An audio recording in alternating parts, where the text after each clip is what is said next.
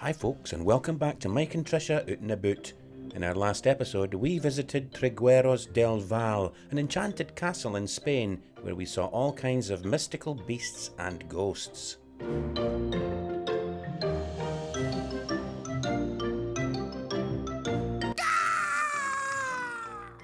In this one, we're back in France in a camping car park just a short drive north of the village of Tarbes. There's about 20 or so spaces here, and parking is on gravel, and we've managed to get a pitch with a bit of grass to the side. Since it's a camping car park and not an air, we can put out a table and chairs and the awning because we're here just to chill out and relax. The camping car park is located right beside a lake, or is it two lakes? I'm not quite sure, but you can walk around the perimeter or take the path between the two with a lake on either side. Coming up in this one, we show you the sunshade that we use for the wind-out canopy and the adjustments that we've made to our outside table. And I talk about my camera gear before heading off around the lake to tell you all about how honey I shrunk the vids. And make sure that you don't miss the secret bit right at the end where I show you how I made the thumbnail for this video. This is a lovely little spot that we've got here today. 21 degrees and we're enjoying the sun. This is our third day here actually.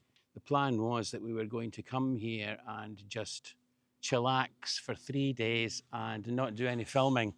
Just have a little break just for us. But we've been sitting here, like I say, for 3 days and I'm getting a little bit twitchy and I'm thinking, I'm getting a little bit bored. What can I do? I know, I'll make a film. And there's something that I've had on my mind to make a film about for a little while. So this is going to be it. Trisha's just back in the van there and she's just chilling out in the shade using that canopy that she's made. The sunshade that's on the front of the wind out canopy. She made that quite a while ago. She's quite clever with these things and I'll show you that in a minute.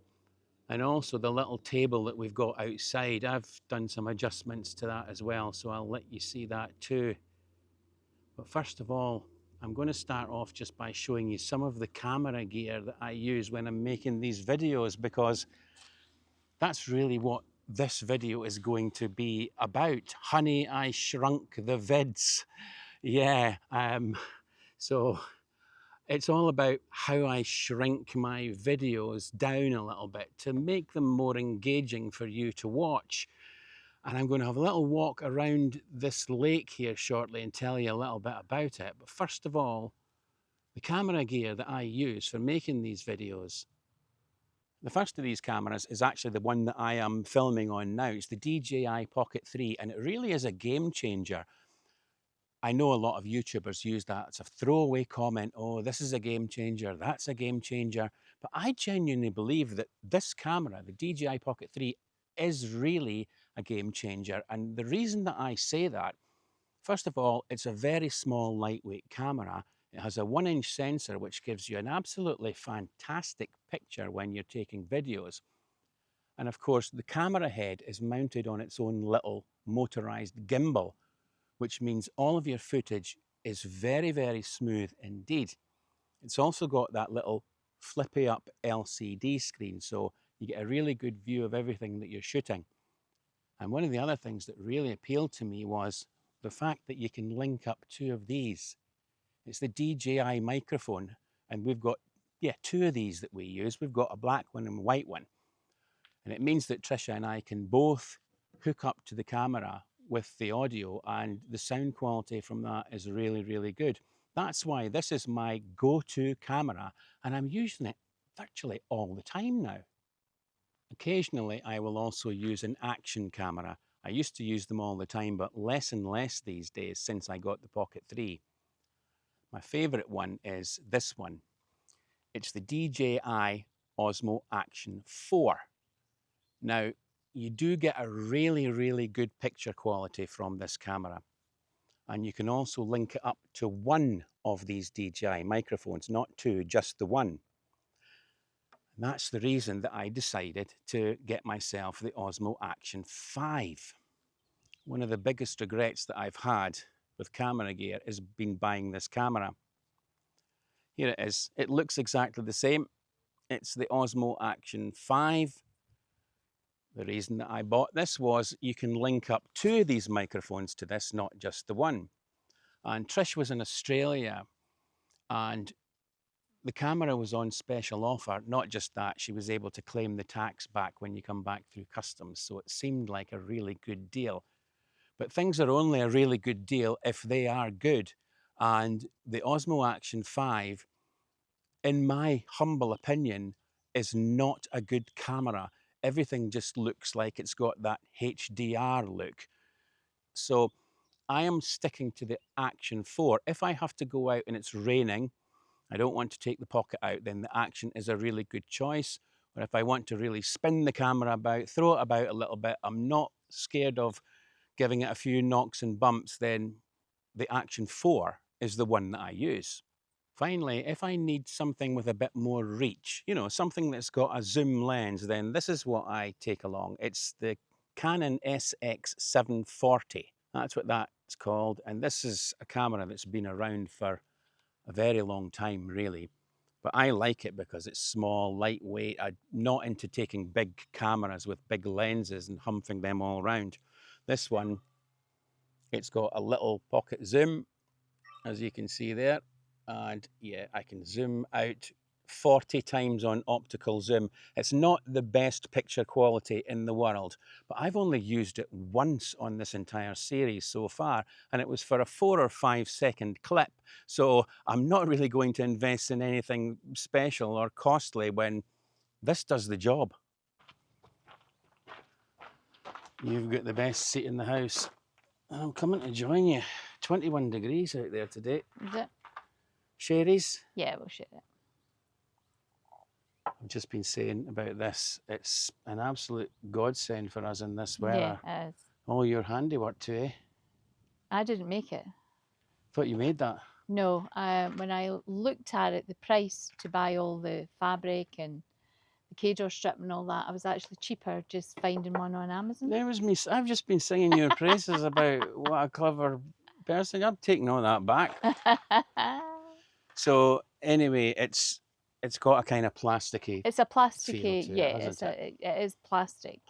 And we decided, well, I decided to go for that because I thought, well, if it rains, it's easy just to wipe off and dry, or if it gets dirty with mud or whatever, it's easy to wipe off. But it's a really good thing. Yeah, and it's got the sort of Cador strap The thing. Cador strap's all feeds built through in, the yeah, rail, doesn't it? Yeah, and it's got eyelets at the bottom that you can peg it out.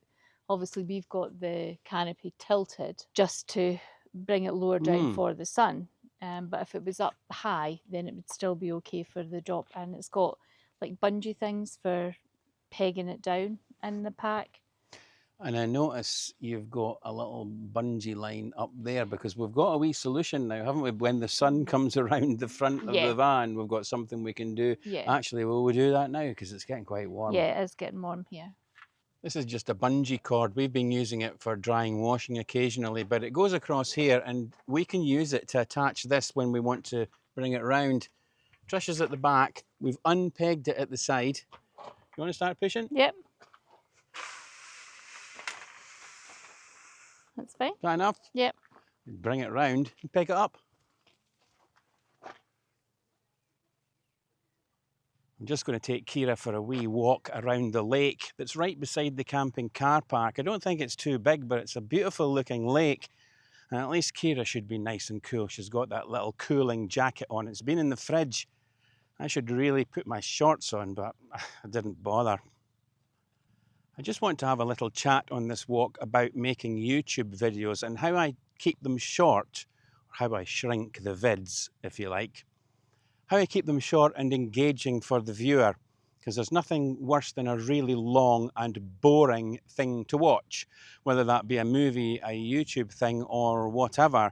I always think of, you know, I've had a few of my favourite movies in the past. They bring out a director's cut, and you think, oh, that's going to be something special. And actually, it's not, because all of the rubbish, all of the boring bits that the editor had cut out, the directors went and put them all back in. That's why I don't like director's cut movies. They're too long and boring. And I kind of apply that principle to my YouTube videos. Okay, it's only a YouTube video, but if it's boring, people won't watch it. So I cut, cut, cut. Everything that doesn't need to be in there, it's not adding to the story and it's just long and boring. Cut it. There's no doubt about it. Making YouTube videos is tough and it takes an awful lot of time. You're competing with all of the other YouTube channels. You're competing with television, streaming services. What's going to make somebody stop and actually watch your video? It's got to be good. It can't be boring. Making the right cuts in your edit is very, very important. You do see a lot of people do that jump cutting technique where they cut out everything, every little pause that you can possibly have. It's cut out and it looks a little bit like this, because basically what they do, any little bit of silence that you have when you're making your video, they'll cut it out and it just looks a little bit, you know, it's kind of all over the place. It's like, why can't you just kind of think and try and get the take right first time? That's what I don't understand. I mean, when you see all this jumping about, it really looks quite silly. I really don't understand, why don't they just take that clip again rather than cut it up like that and make such a mess of it? The other thing that you can do, if you make a cut and it's not a particularly nice cut, you can hide it with a little bit of B-roll, just like this. Come on, Kira, it's a lovely sunny day today. Oh dear. Yeah, the sun's out, it's lovely. Come on, Kira, it's a lovely sunny day today. Yeah, the sun's out, it's lovely. Believe me, B-roll can hide a multitude of sins. I use it all the time to cover up my ugly cuts. Usually when you see a shot of Kira, that's usually when you know Mike's got a cut in there and he's hiding up with a nice shot of Kira. But B-roll can also help to shrink down the vids, make them shorter, because what you're effectively doing is you're showing lots of clips at the same time as you're showing your main film. So an example of that might be, if I'm sitting here looking out of this lake, I can tell you that I can see right across through the reeds. There's a lot of reeds along that bank, you know, the ones with the big fluffy heads. And I can actually see the Pyrenees. They're on the other side of where we're camped up. And just down there, there's a guy fishing. I think he's got 3 fishing lines on the one stand. He must be really wanting to catch a fish. He's got the boot of his car open at the moment, and there's a few people walking about just enjoying the day. Do you see what I mean? I could show you these shots as I'm speaking about them, and it means that overall the length of that piece is going to be shorter. It's not like I'm filming it and then showing you it. I'm showing you as I speak, and it does make it shorter. And there's some nice mistletoe up there. That's another little bit of B-roll for me to use. And just over there, the biggest clump of mistletoe that I've ever seen. Another technique I use sometimes is to overlap the video and audio tracks like that. In editing parlance, it's called a J cut and an L cut, but effectively what it means is that sometimes you will hear the next clip before you see it. Something like this. It's not something that you would do all of the time. Just do it now and again, and it does make your video a lot more effective. It's almost like, instead of being individual clips, it's one seamless, fused piece of film.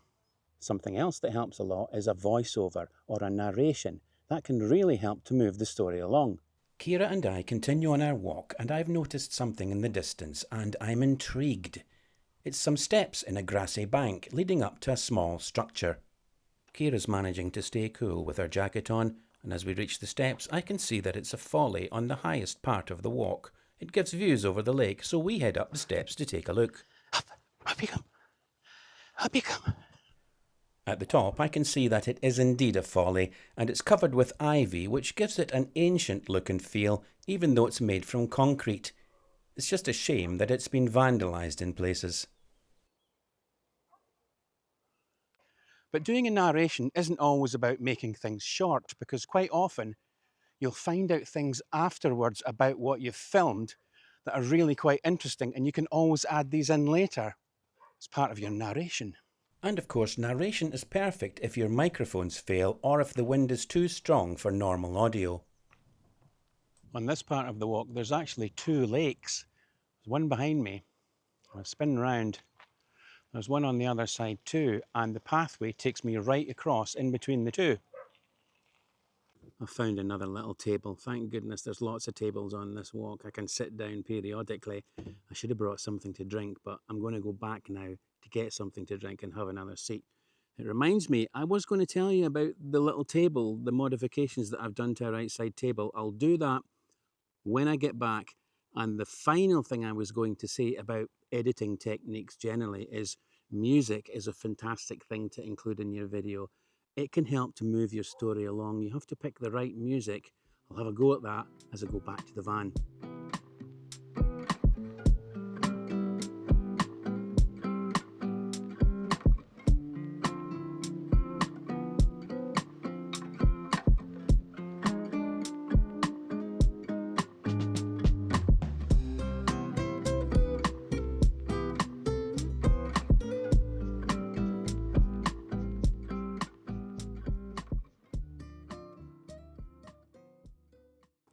I've collapsed in this chair, quite tired now, so I am. Really should have put my shorts on.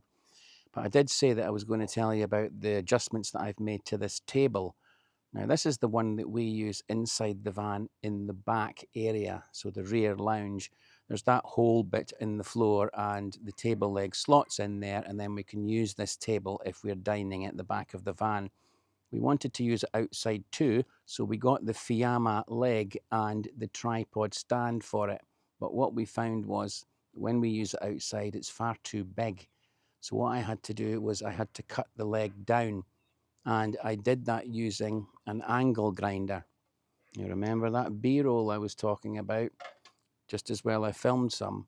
So I used the angle grinder and just slowly took my time and worked my way around it. I think I marked it with a felt tip pen or maybe masking tape or something. It'll be on the clip. I can't remember exactly, but I took my time with it. It wasn't as easy as I thought it was going to be, because there's a section that goes right through the middle of the tube, and then there's a thing that's sort of like that shape. And I think that's so that regardless of whatever length you cut it to, you've got that bit that you can actually screw the end cap onto. And that's the reason why it was quite difficult to cut. But anyway, that now gives us the table that we can use outside, which is just the perfect length. It does mean that we need to have two legs to carry around with us, one for using inside and one for using outside. But that's a small hardship, really. Anyway, I am going to have my tea now because Trisha's got it on. And I'm going to have something cold because I am parched. The next video will be coming up next week. Look out for it, folks. See you on that one. Ta-da!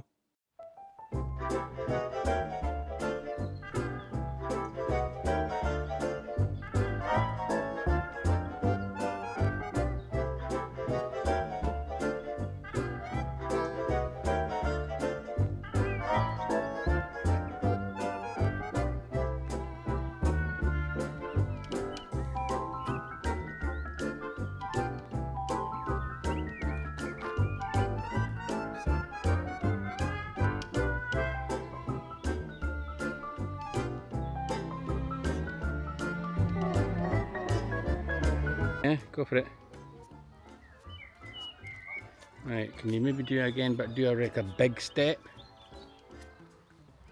Much bigger than your normal step. Okay, go. Yeah. Right, giant steps this time. I can't do giant Okay, steps. that'll do then. That's fine.